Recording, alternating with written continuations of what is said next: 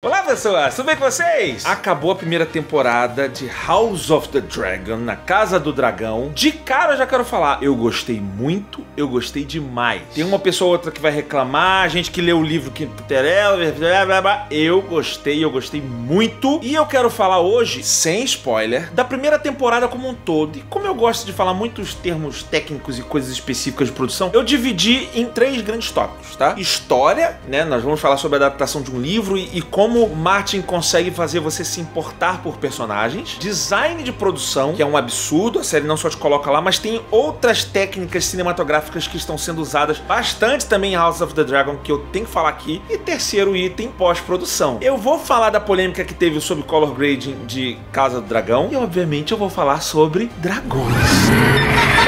Tudo isso depois dessa vinhetinha de dragão.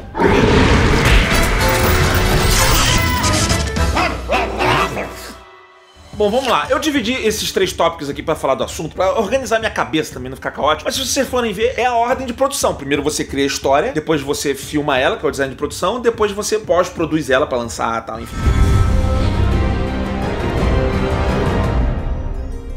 Eu sei que a gente já passa por um problema aí, porque a Casa do Dragão é um spin-off. Normalmente spin-off é o filho bastardo das produções. A maioria das pessoas, eu me incluo nessa, a gente já nunca olha com muitos bons olhos uma produção derivada que teve uma série que fez sucesso, e aí vinha uma produção depois pra surfar nessa onda, a gente já olha com aquela, tá se aproveitando. Isso acontece em tudo na cultura pop. Sei lá, filhos de artistas famosos também vão sofrer porque vão ser comparados aos pais e tal. Sempre tem esse lance. Bye. E aí tem que provar o seu valor. Eu lembro quando Dave Grohl tava lançando Foo Fighters e muita gente tava de nariz torcida, ai, já tava fazendo aí, já veio Nirvana e tal. E ele teve que lutar por isso, né? Assim, cara... They asked me, like, why did you decide to carry on and make music that sounds like Nirvana? Because that's what I do. Eu já senti essa aversão já no primeiro episódio. As pessoas, ah lá, estão fazendo o que Game of Thrones gosta, né? Sangue, violência, tal. That's what I do. Mas felizmente essa aversão foi caindo com o tempo, porque felizmente essa série é pesadamente inspirada nos livros do George Martin. E se tem uma coisa que esse cara sabe fazer, e eu admiro muito ele por isso, é fazer a gente se importar por personagens pra depois maltratar eles. Mas especialmente, não só maltratar eles, a gente se importar por personagens. E aí, cara, eu acho que reside um bom contador de história, sabe? Eu não quero fazer esse vídeo comparando com Anéis do Poder. Muita gente comparou com Anéis do Poder porque saiu na mesma época. Eu não quero. Assim, calma, ó. Eu gostei de Anéis do Poder. Eu sei que tem 1000 falhas, 1000 problemas. Parece uma novelona de vez em quando. Mas eu sou mais fácil de gostar de Senhor dos Anéis. Anéis de Poder, em grande parte das vezes, parece muito impostado. As pessoas falam de muito... Isso tem no filme, na trilogia clássica do Senhor dos Anéis também. Legolas Thranduil. Fala direito, filha da puta! Mas assim, não só menos, como mais bem colocado. Não é o tempo inteiro. Tirando os elfos sempre se falam dessa forma. You've been summoned here to answer the threat of Mordor. Talvez por isso que a gente tenha menos empatia por eles do que, sei lá, pelo Aragorn, pelos anões ou, sei lá, pelos hobbits. Casa do Dragão não tem muito isso. Tem o Martin, ele vai fazendo artifícios pra que a gente se importe pelos personagens. E você cria conexão com personagens quando você vê falhas, quando você vê vulnerabilidade desses personagens. Pode ser o cara mais forte do mundo, a personagem super poderosa. Quando você vê uma vulnerabilidade, a pessoa abre o coração, você sente que você se conecta mais. E na Casa do Dragão, assim como Game of Thrones, os personagens, acho que praticamente todos, cara, são cinzas. Eles não são preto e branco, sabe assim? Não é um personagem bom ou outro é mau. Alguns você entende, outros não. Quando eu tava vendo a Rhaenyra, eu chamo ela de Ramira, eu já tava gostando da personagem dela, mas quando ela começa a fazer as escapadas dela, ela vai... cara, eu passei a gostar muito mais dela. Você não tá me contando só a parte boa, sabe assim? Não, aqui em casa tudo é arrumado, tudo é bonito. Começa a contar a parte podre também. Olha, eu gosto de fazer essa palhaçada, eu gosto de... mostra que a sua casa não tá tão bem arrumada assim. Ah, cara, você se conecta. E até pra desenhar também um lado meio hipócrita até das pessoas, assim, a Alicent, né, que ela é a conservadora, né? Bela, recatada, do lar. Essa Ramira tá fazendo coisas absurdas, né? Aí você vai ver depois, ela tá vendendo até pack do pezinho no meio da série. Mas é legal, porque você vai se conectando com os personagens. Até quando é vilanesco, você gosta dos personagens. I don't give a shit about Tawnies. Então existem várias técnicas de roteiro, de criação de história, que o Martin se utiliza justamente pra isso. Você criar vulnerabilidades, você criar propósitos pra cada um tem o seu propósito. Eu vi gente reclamando, por que estão gostando tanto do Daemon? Daemon é um personagem mega cinzento, né, na Casa do Dragão, já dá pra ver. Ele parece um vilão, às vezes é um vilão, às vezes ele é legal, você gosta dele, você ama e odeia. Como assim as pessoas não estão entendendo que todo mundo tá gostando dele? Ele é o bad boy. O bad boy normalmente agrada. Isso é outra coisa que o Martin arrebenta, é escrever sobre vilões. Ele consegue fazer um vilão. É impressionante a capacidade desse cara tem de fazer vilões que a gente realmente odeia, a gente ama odiar. Que não é aquele vilão, sei lá, daquele filme A Lenda do Tom Cruise, sabe? Haha, eu sou o mal. Não é isso. Ele pega aquele sentimento, aquela coisa que a gente... obviamente apagou. Esse apaga mais rápido do que o olho de Agamotto. Tem que criar uma forma fácil de acender essa merda aqui toda hora. Talvez por isso a gente sinta tanta raiva. Você, no fundo, você vê, cara, se eu me entregasse a esses sentimentos ruins, eu poderia ser assim. Só de você poder pensar que você poderia ser daquela forma, você tem muita raiva daquilo. E eu acho que ele brinca... É todo um jogo de psicologia aí, que ele vai brincando e construindo esses personagens que a gente odeia. O preguiçoso, o molequinho. Eles passam do ponto, muito do ponto, né? E ficam monstruosos. Eu não tô falando que você se identifica com tudo, tá? Não vamos confundir esse papo aí, não. Deixa eu explicar isso melhor. Você sente o gatilho que virou aquela chave, mas o seu senso moral não faz essa chave ser virada. Então, quando ele é um mal, mas você consegue pelo menos vislumbrar, ele não é inimaginável, a sua revolta é maior. É por isso que a gente tem tanto ódio de traidores, é por isso que a gente tem tanta raiva de falsos. Você não tem que se igualar a eles, mas você tem que entender. Isso faz você sentir mais ódio. Que, sei lá, você pegar Hannibal Lecter, o cara comendo o cérebro do... Isso não chega nem a ser compreensível, sabe assim? É meio que... É tão à parte que é só um vilão. Você pode achar uma atitude vilanesca um cara parar tudo que ele tá fazendo pra pedir um like no vídeo. Ainda mais se ele pedir pra você se inscrever no canal. Mas olha só, a bondade que você vai fazer e a conexão que você vai entender. Quando você faz isso, você motiva o nosso canal a produzir mais. A gente vai entregar mais material pra você. No final das contas vai ser bom. E você não vai me enxergar tão mal assim. Então não me ache um personagem vilanesco, tá? Eu tô lutando pelo bem do reino da tosquidão, que é o canal Gaveta. É isso. Mas somado a isso, pra você acreditar nesses sentimentos, eles fizeram uma excelente escolha de elenco na maior parte do tempo. Mas isso eu já quero falar sobre design de produção. Sim, eu sei que é uma série medieval e as pessoas já estão cansadas de saber. Ah, meu Deus, quando foi feito em mínimos detalhes, o cálice, o não sei o que lá, a roupa, o detalhe. Mas você repara quando a série ela é muito bem feita, quando todos esses detalhes foram feitos e você nem se...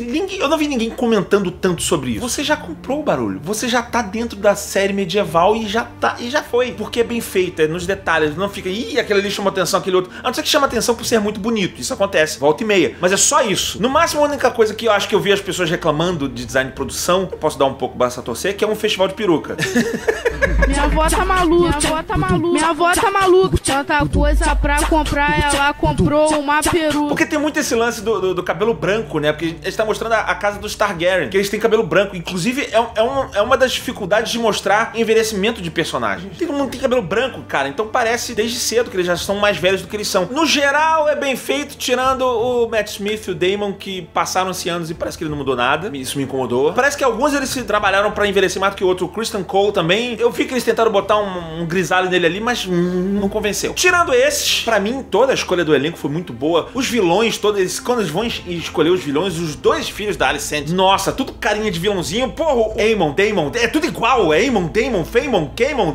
Ele parece um vilão de anime. Com um risinho de canto de boca eterno, né? Eu gostei muito. Mas entrando na parte técnica, o legal da gente ver uma série dessa é você acreditar na série, né? Você acreditar que eles estão lá, você não vê que os caras estão num cenário em Belfor Roxo filmando, né? E sim, estão numa época medieval. E tem dois elementos, fora os elementos de produção. Aliás, falando de elementos de produção, eu preciso daquela mesa com a luz da brasa que passa por dentro, que apareceu no último episódio, que acende um... Nossa, cara, eu pirei com aquela mesa. Eu preciso uma daquela. Fora os elementos de produção, você tem todos os elementos de cenário. E aí sim, eles filmaram muitas coisas em locações reais. Eles foram dessa vez mais pra Inglaterra, filmaram mais na Inglaterra. Mas eles estão usando muito uma técnica que começaram a usar pesadamente em Mandalorian, que é o Stagecraft. Visual effects is becoming real time. Não é tanto tela verde, eles projetam a imagem ou transmitem uma imagem no próprio cenário pra você interagir ali. Isso pode ficar muito bom se bem feito. Muitas das cenas de carro, ainda mais antigas, até hoje em dia tem cena de carro, a imagem é projetada e você vê que é feito. Antes eles usavam projetores, né? E aí eles tinham que juntar vários projetores pra formar a imagem. E o projetor, ele tem um problema muito grande. Ele joga a luz, né, numa superfície. Então você, no geral, você tava numa cena meio escura. pra você projetar. Ele podia projetar por detrás da tela também, mas tem todo um problema de luz, de emissão de luz aí que você vai lidar quando você lida com projetores. Hoje em dia, eles fazem com painéis de LED. Aí é um outro mundo. Porque você não tá projetando a luz. Ele emite a própria luz. Já é uma coisa, essa luz pode emitir nas pessoas, nos personagens que estão em cena. Imagina isso daí pra personagens que têm superfícies muito reflexivas, né? O Mandalorian tem isso daí. A gente fazia isso daí na pós-produção.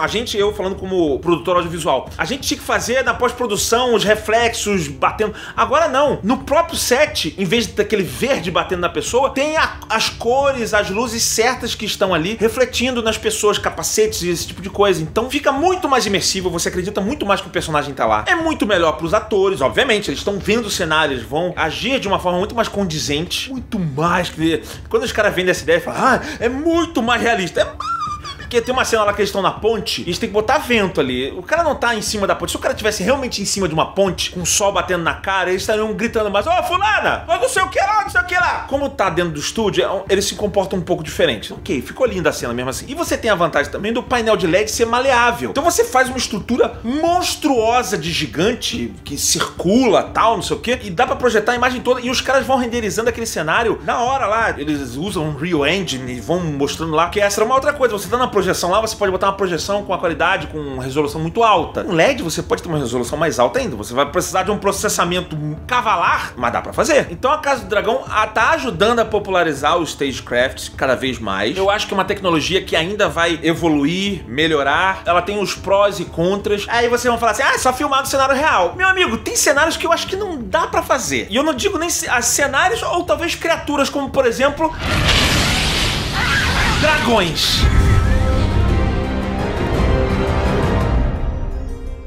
Pois é, esse é o creme de la creme dessa série, que são os dragões. Porque essa é a parte legal. A gente tava vendo Game of Thrones, e a série se passava, o livro e tal, e se passa numa época que já passou a fase dos dragões, e eles ressurgiram, e eles são menores do que os dragões.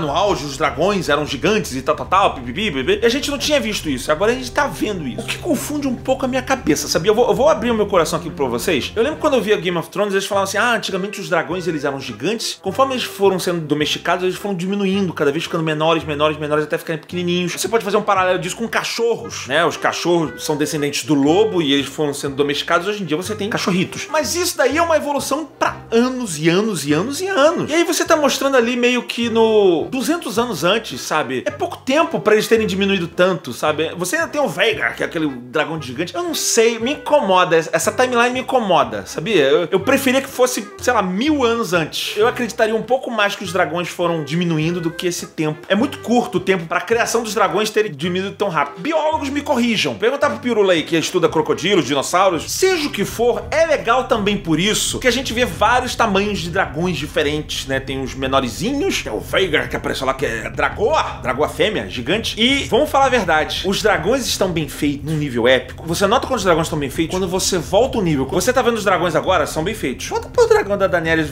quando ela liberta os escravos. Dá uma olhada.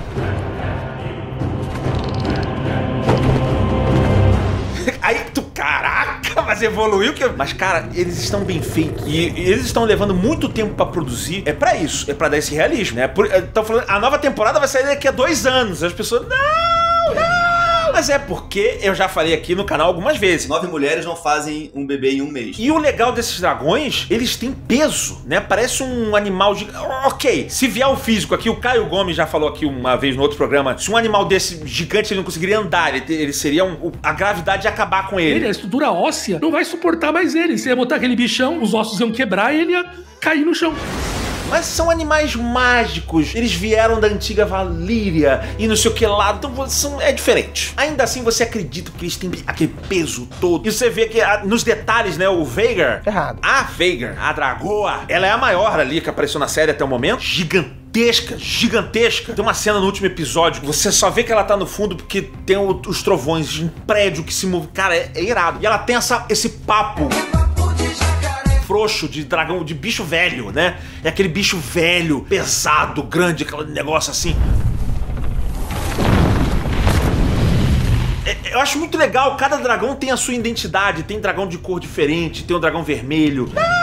O dragão do Daemon, Caraxes, ele é pescoçudo, né? Tem todo magrinho assim, mas ele é feroz. E pelo que a gente vê do lore dos dragões assim, ele é um dos mais ferozes. Vocês não estão entendendo, acabou a série. Ih, já apagou há muito tempo as duas luzes, né? Foda-se. Vocês estão entendendo? Tá acabando a série, eu já tava entrando em vídeos pra ver a comparação de tamanhos dos dragões de House of the Dragon. E tem as comparações dos tamanhos. Eu achava que o Drogon da Daenerys, ele era do mesmo tamanho. Não, ele é muito menor do que esses dragões. Eles são muito maiores. E eu acho isso muito legal quando eles vão trabalhando a física de cada um deles, cores de cada um deles, né? O dragão da Rhaenyra, ele é dourado, ele é amarelo. E os formatos são diferentes. Vocês vão ver que não só as cores, o formato da cabeça, o formato do focinho, as escamas como são colocadas, muitas vezes refletindo um pouco a personalidade do seu montador / alinhamento, sabe? Reflete um pouco isso, é um pouco artifício narrativo que eu acho muito legal. Parece aqueles posts, né, que o cachorro é igual ao dono. Você vê aquelas fotos que ele bota os cachorros igualzinho ao dono. Os dragões têm um pouco disso também. Os dragões refletem muito os donos e eles têm uma conexão muito forte. É spoiler, mas não é spoiler. A Rhaenyra lá no final, ela tá com uma dor e tem um negócio lá do parto. Vão piscando flashes da dragoa dela.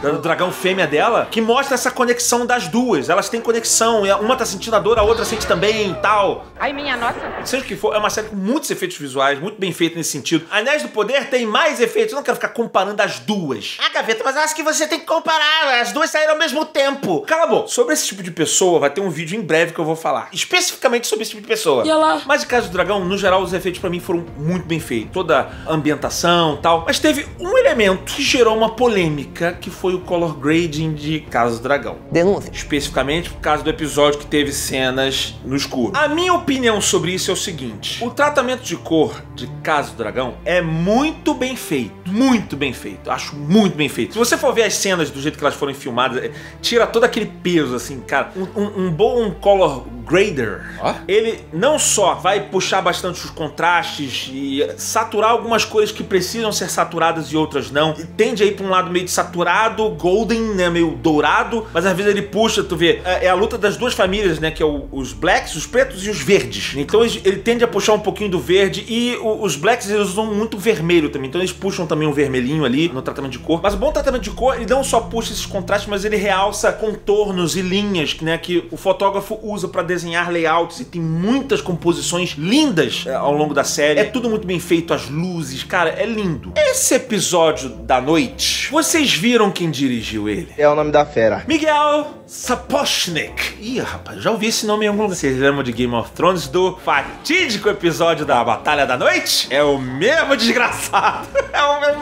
O episódio ficou escuro demais? Ficou. É o problema de color grading errado? Não. É uma escolha do diretor. Aquilo ali foi escolha do diretor. Eu tenho certeza que os amiguinhos graders que estavam lá fazendo a cor, estavam lá, pô, Zé Miguel, deixa eu só subir. Não, eu quero escuro.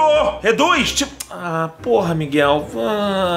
Isso que ele fez ali é uma merda. É uma escolha pessoal dele. Ele quer que as cenas da noite sejam difíceis de serem enxergadas, assim como são na vida real. É aquele lance que dizem, qual é a diferença entre a ficção e a realidade? A ficção precisa fazer sentido. Então, cara, você tá fazendo uma série de ficção, por mais que você queira emular ali, tem que fazer sentido. As pessoas têm que minimamente entender. Mas eu acho que é um erro de estratégia dele, assim como a luta da noite lá, a The Longest Night, que ele fez lá, a batalha do Game of Thrones, aqui também teve, era uma cena que é uma cena de amor lá da Rhaenyra, tanto a cena do Aemond domando a dragoa mitológica lá, né, Veiga, a dragoa. Ele quer dar essa sensação que tá um pouco difícil de enxergar, mas ele está contando com duas variáveis aí. A primeira é que eu não sei se ele vê o preview em alguma tela de projeção, alguma coisa assim. Provavelmente, se fosse projetado no cinema, a gente veria muito melhor essa cena, que você tá vendo uma luz sendo transmitida de uma tela, não uma tela que transmite sua própria luz. Então, existe uma compensação de gama aí. Eu tô indo pra um lado muito específico aqui, mas um dia eu vou fazer um vídeo especificamente sobre isso. Mas existe uma certa compensação de gama que não foi feita pra televisão, que eu acho que tá minando o trabalho do cara. Na projeção funcionaria melhor. 2, ele pode estar contando com as televisões mais modernas das pessoas. Talvez esse cara seja patrocinado por uma empresa de TV, não sei. Olha só, pra quem tem TV HDR, com HDR, um bom HDR, as pessoas conseguiram ver essa cena. Eu vi, eu não tô sendo pago pela Samsung pra falar isso aqui não, tá? Mas vocês viram que eu fiz um jabá um tempo atrás da TV Samsung, Neo QLED, blá blá blá. Eu vi os episódios de House of the Dragon nessa TV. E eu não tive problema nenhum nessa cena. Nenhum. Tava escuro, mas dava pra ver muito bem. Mas a minha TV, ela tem esse HDR mais novo. Um micro LED, tararel. Então dava pra ver. E aí teve outro problema. Quem não tem uma TV HDR, ou seja, um High Dynamic Range, não tem tantas cores pra ser exibido. Lembra quando eu tô falando de muitas cores para serem exibidas? Eu não tô falando só de cores, tô falando de escalas de cinza também. As escalas de cinza mudam. Então até pra você ver cenas mais escuras, você precisa de uma gama maior de cores pra poder ver ela, de os detalhes dela. Faz muita diferença. Quem não tem TV com HDR, se ferrou muito pra ver isso daí. Se ferrou muito, não tem jeito. Vai ficar horroroso. E ainda tem um porém. Até quem tem TV HDR pode sofrer também. Porque essas TVs, elas têm o tal do Ambient Light, né? Que é aquela TV que ela regula de acordo com o ambiente. E aí se tá uma cena muito escura, ela escurece também a cena. Meio que se o cenário, você tá vendo num cenário que tá muito escuro, que ele pensa assim, se você tá no escuro, você não precisa de tanta luz assim sendo projetada pra poder você ver a imagem, senão tu vai ficar assim com o olho, sabe? E mesmo que a tua TV tenha HDR, ele vai botar o brightness lá embaixo. Ou seja, o cara tá contando com uma tecnologia quebrada.